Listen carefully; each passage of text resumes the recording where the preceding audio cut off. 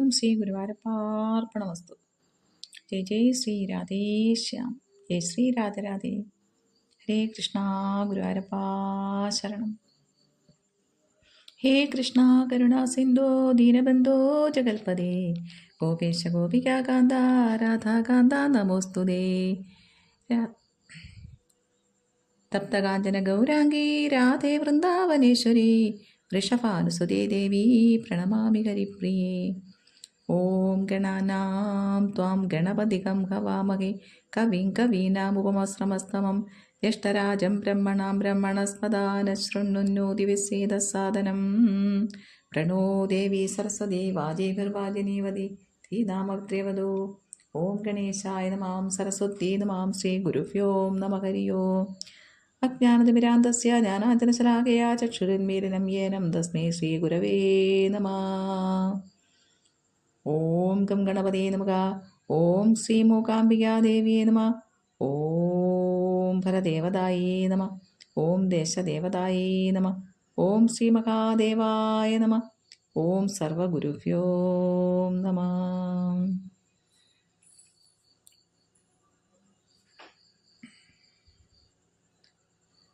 സജ്ജനങ്ങളായ എല്ലാ സുഹൃത്തുക്കൾക്കും പാദനമസ്കാരം. ശ്രീ ഗുരുവായൂരപ്പൻ്റെ പരമകാരുണ്യം കൊണ്ട് ഭഗവാന്റെ മോക്ഷത ഏകാദശി, ഗുരുവായൂർ ഏകാദശിയാണ് വരാൻ പോകുന്നത്. ഡിസംബർ 1-ാം തീയതിയാണ് ഇത്തവണത്തെ ഗുരുവായൂർ ഏകാദശി. എന്താണ് ഗുരുവായൂർ ഏകാദശിയുടെ പ്രാധാന്യം? ഒരുപാട് പ്രാധാന്യങ്ങൾ ഗുരുവായൂർ ഏകാദശി ദിനത്തിൽ കുറിച്ച് പറയുമ്പോൾ പറയാനുണ്ട്. അതായത് ഭഗവത്ഗീത ഉണ്ടായത് ആ ദിവസമാണ്. ഭഗവാൻ കൃഷ്ണൻ അർജുനന് ഗീത ഉപദേശിച്ചു കൊടുക്കുന്നത് ഒരു ഏകാദശി ദിവസത്തിലാണ്, ഗുരുവായൂർ ഏകാദശി ദിവസത്തിലാണ്. ഗുരുവായൂരെ പ്രതിഷ്ഠാദിനം, ഗുരുവും വായുവും ചേർന്ന് ഗുരുവായൂർ പ്രതിഷ്ഠ നടത്തിയ ദിനവും ഗുരുവായൂർ ഏകാദശി ദിവസത്തിലാണ്. എല്ലാ ദേവീദേവന്മാരും ഗുരുവായൂരെത്തി ഭഗവാനെ വന്ദിക്കുന്ന ദിവസമാണെന്ന്. അപ്പോൾ അങ്ങനെ ഒരുപാട് പ്രാധാന്യങ്ങളുള്ള ഒരു ദിവസമാണ് ഗുരുവായൂർ ഏകാദശി. എന്താണ് മോക്ഷത ഏകാദശിയുടെ പ്രാധാന്യം എന്നാണ് പുരാണങ്ങൾ പറയുന്നത്. ബ്രഹ്മാവർത്ത പുരാണത്തിൽ പറയുന്നുണ്ട്, പണ്ട് ഒരു കാലത്ത് ഒരു രാജാവുണ്ടായിരുന്നു. അദ്ദേഹം വളരെ ദയാശീലനും പുണ്യകർമ്മങ്ങൾ ചെയ്യുന്നവനും ഭഗവത് ഭക്തനും ഒക്കെ ആയിരുന്നു. എന്നാൽ ഒരിക്കൽ അദ്ദേഹം ഒരു രാത്രിയിൽ ഒരു പേടി സ്വപ്നം കാണുകയാണ്. തൻ്റെ മരണപ്പെട്ട പിതാവ് നരകത്തിൽ കിടക്കുന്നതായിട്ട് അദ്ദേഹം കാണുകയാണ്. അദ്ദേഹത്തിൻ്റെ പിതാവ് ഏറ്റവും നല്ല ഒരു രാജാവായിരുന്നു, ഭക്തനും പ്രജാക്ഷേമ തൽപരനും ഒക്കെ ആയിട്ടുള്ളൊരു രാജാവായിരുന്നു. എന്നിട്ടും എന്തുകൊണ്ടാണ് അദ്ദേഹത്തിന് അങ്ങനെ സംഭവിക്കുന്നത് എന്ന് ചിന്തിക്കുകയാണ്. അപ്പോൾ ഉള്ള ബ്രാഹ്മണരോടെല്ലാം കാര്യങ്ങൾ പറഞ്ഞു, പുരോഹിതന്മാരെ എല്ലാം വിളിച്ച് ഇതിനുള്ള പരിഹാരം അന്വേഷിച്ചു. അവർക്ക് ആർക്കും ഒരു മറുപടി കൊടുക്കാൻ കഴിഞ്ഞില്ല. അങ്ങനെ അദ്ദേഹം വനത്തിലേക്ക് ഈ ബ്രാഹ്മണ ശ്രേഷ്ഠന്മാരുമൊക്കെ ആയിട്ട് പോവുകയാണ്. അവിടെ വെച്ച് പർവ്വതമുനിയെ കാണുമ്പോൾ ഈ വിവരം അദ്ദേഹത്തോട് ധരിപ്പിക്കുകയാണ്. അപ്പോൾ പർവ്വതമുനി പറയുകയാണ്, വരുന്ന ശുക്ലപക്ഷ ഏകാദശി, അതായത് മാർഗശീർഷ മാസത്തിലെ ശുക്ലപക്ഷ ഏകാദശി ആണ് വരാൻ പോകുന്നത്. കേശവ മാസം എന്നുകൂടിയാണ് ഈ മാസത്തെ അറിയപ്പെടുന്നത്. അപ്പോൾ ഈ ഏകാദശി വ്രതം അനുഷ്ഠിച്ചാൽ എല്ലാ പാപങ്ങളിൽ നിന്നും, നിങ്ങളുടെ പാപങ്ങൾ മാത്രമല്ല പൂർവികരുടെ എല്ലാ പാപങ്ങളിൽ നിന്നും മുക്തി നേടുകയും അവർക്കെല്ലാവർക്കും ഭഗവത് ലോകത്തേക്ക് എത്താൻ കഴിയുകയും ചെയ്യും എന്ന് പറയുകയാണ്. ഇതാണ് മോക്ഷത ഏകാദശിയുടെ പ്രാധാന്യം. കൃത്യമായി ഏകാദശി വ്രതം അനുഷ്ഠിക്കുകയും അങ്ങനെ അദ്ദേഹത്തിൻ്റെ പിതാവിന് നരകത്തിൽ നിന്ന് ഭഗവത് ലോകത്തിലേക്ക് പോകാൻ കഴിയുകയുമാണ് ചെയ്യുന്നത്. ഈ ഏകാദശി വ്രതത്തിൻ്റെ പ്രാധാന്യം സൂചിപ്പിക്കുമ്പോൾ ഒരു തലമുറയിലല്ല 7 തലമുറയിലുള്ളവർക്കും ഏകാദശിയുടെ പുണ്യം കിട്ടുമെന്നാണ്. ഒരു ഏകാദശി വ്രതം നമ്മൾ കൃത്യമായിട്ട് അനുഷ്ഠിച്ചു പോയാൽ നമ്മുടെ തലമുറയിൽ മാത്രമല്ല 7 തലമുറയിലുള്ളവർക്കും, മുൻപോട്ടും പിറകോട്ടുമുള്ള 7 തലമുറയിലുള്ളവർക്കും അതിൻ്റെ പുണ്യം കൊണ്ട് മോക്ഷം കിട്ടുമെന്നാണ് പറയപ്പെടുന്നത്.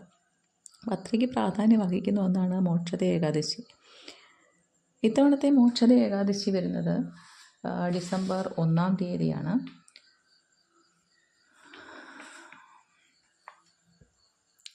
നവംബർ 30-ാം തീയതി വൈകിട്ട് രാത്രി 9:29 ഏകാദശി തിഥി തുടങ്ങുന്നത്.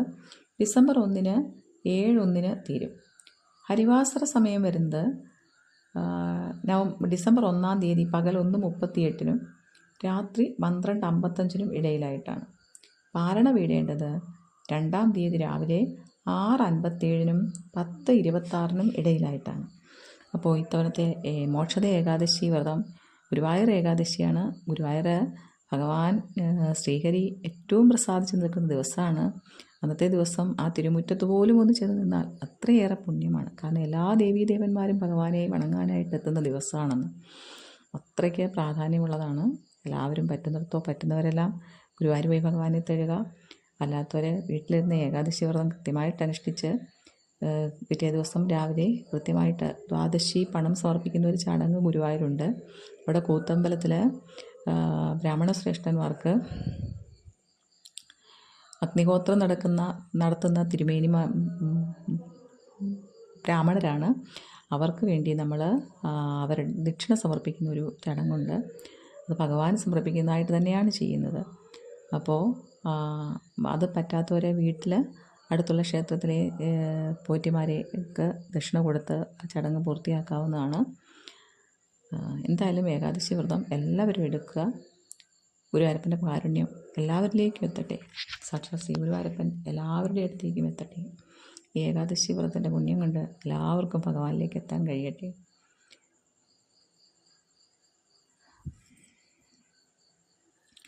അന്നത്തെ ദിവസം മറ്റു പ്രത്യേകതകളുണ്ടെന്ന് പറഞ്ഞു. ഭഗവത്ഗീതാ ദിനമാണ്. ഗീതാദിനമെന്നും അറിയപ്പെടുന്ന ദിവസമാണ്. അന്നത്തെ ദിവസം ഭഗവത്ഗീത പറ്റുമെങ്കിൽ 18 അധ്യായങ്ങളും വായിക്കാൻ പറ്റുന്നവർ വായിക്കുക.